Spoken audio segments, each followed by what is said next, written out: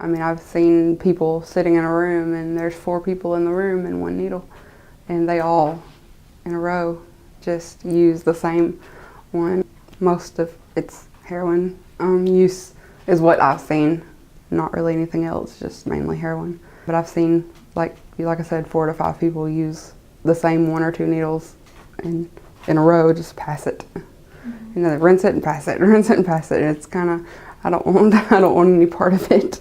I started out using opioid painkillers like Norco and Oxy, but then it just progressed. I went out of state, and when I got to a different place, I didn't have anything, and I started to withdraw from the painkillers, and I couldn't find any, so I said, I'm gonna find some heroin, because it was an opiate, and I didn't think that I was gonna actually get addicted that quick to that specific thing, but it happened like 3 uses, and I was like, I gotta have it.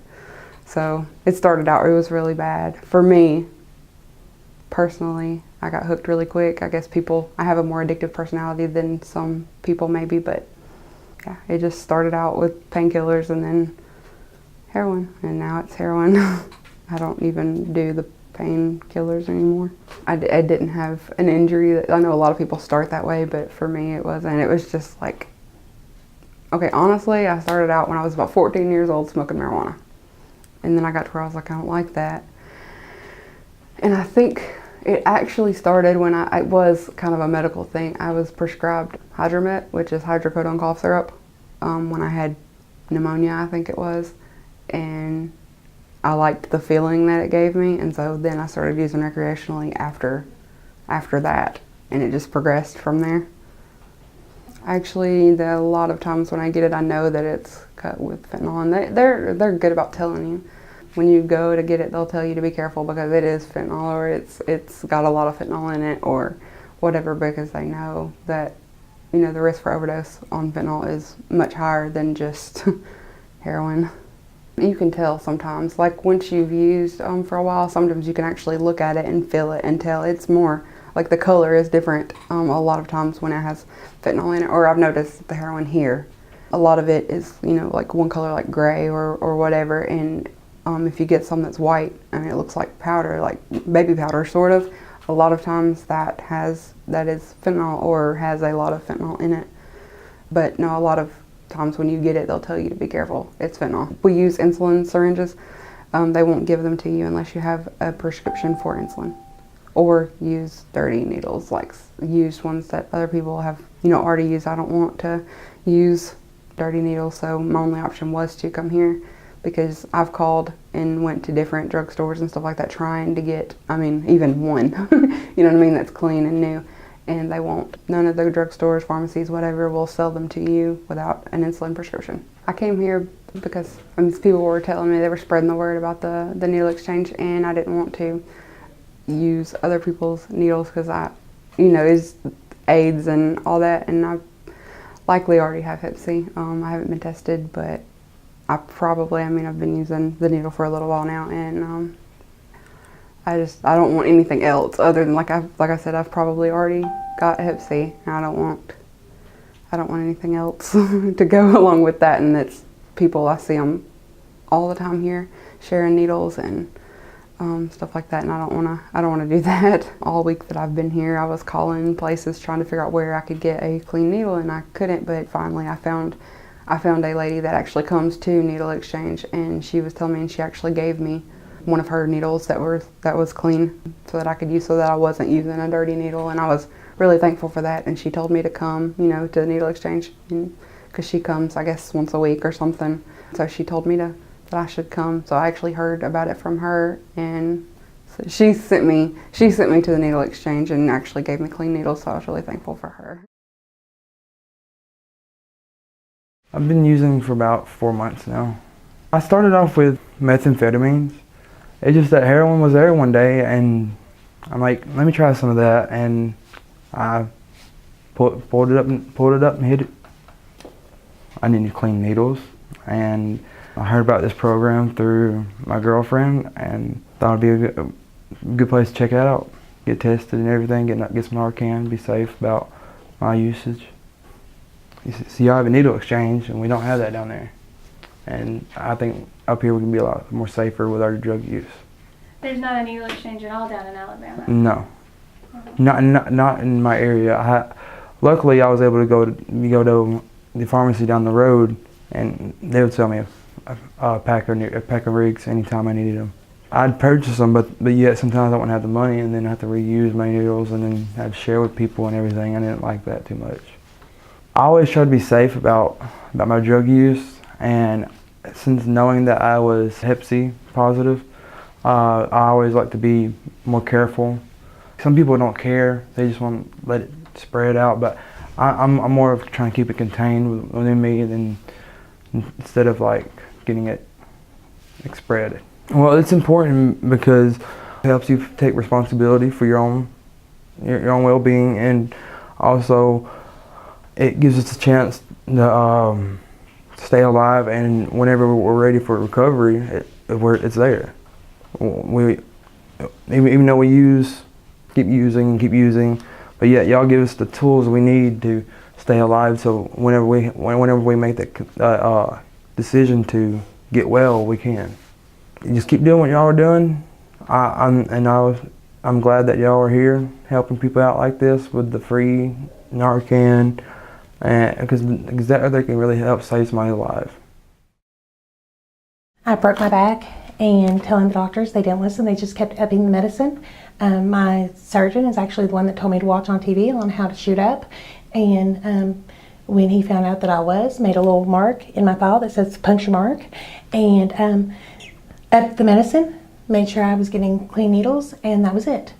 Now here it is 20 years later, after a dozen or so back surgeries. I've realized that this isn't normal.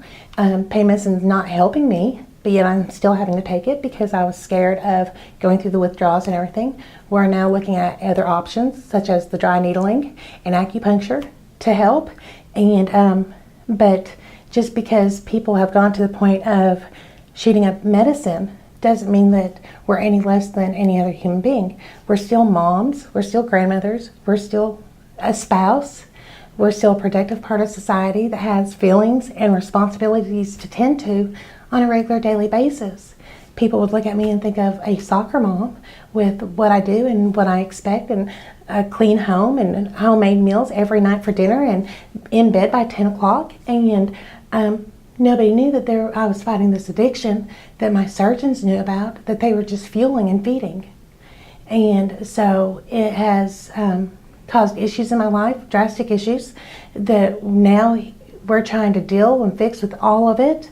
But it has taken all these years to finally realize this is how it should be dealt with, even though the surgeons were okay with it, that it has caused issues in my life and my family, because my close family is the only ones that really know about it. But it's something that we're dealing with and we're trying to change now. And I think doctors need to take that responsibility to say that they have screwed up a lot of people's lives, people like me, and that was the way they were trained, but they need to apologize now that they see that it's the wrong way and help us instead of just dogging us.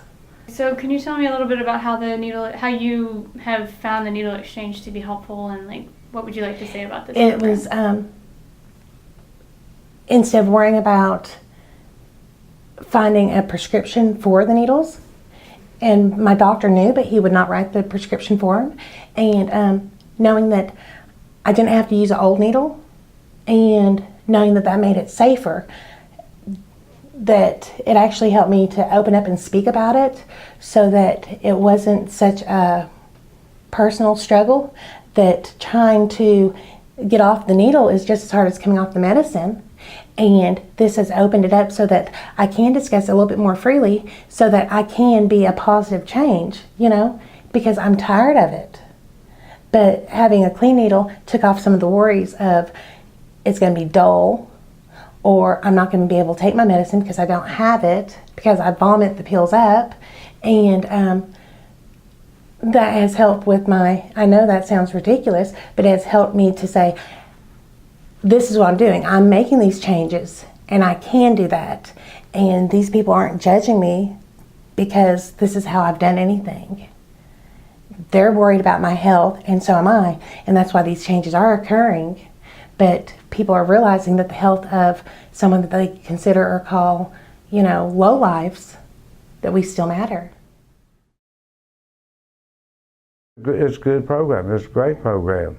And people that look at it as though it's wrong, they need to walk a couple days in my shoes and see what it's like without it. You can't just go out into any drugstore and buy needles that I know of. And you can come here and get a clean needle and a sharp needle, and you don't have to worry about it being dirty or, it being infected with HIV or hepatitis or something. And, it's just great that they are letting us get the needles. I've seen people take a little files and try to sharpen needles, and they be wore down, pretty far. Where I wouldn't even want to do it. Mm-hmm. And I've used dull needles for a while, and luckily I never got hold of no dirty one that was somebody else's. And I've tore my arms up and my legs and stuff like that with the dirt, the dull one, and it's not no fun. But now that they do this needle exchange, it's a lot easier on us. So have you dealt at all with dope sickness and fighting that? Yeah, I've had that many times, and it's one thing I want to be done with too. I'm tired of that. What's it like? It's horrible. It really is. It's if you ain't done it, then you don't want it to. I mean, it's just bad. When I quit, I'm going to quit on my own, and I'm going to start that first year, and that's my main goal for next year, is to be done with all this, because it ain't worth it. It just isn't, and I'm tired of all the crap that goes with it, and I'm just fed up. I guess you can quit anytime you want, but just really ain't had no main desire to quit. But I did quit using for a while. Years ago I quit, and then got started back up again. I guess just out of boredom. I don't see much of a future in it. It's just, I want to do something different. I'm tired of just doing the same old stuff, day in, day out, nothing new. I always wondered where I'm going to get the money to do this and that. It gets old. I'm tired of scrimping and scrounging around. If you're using and don't come here, that's your own fault for not having a good needle. It's your own fault.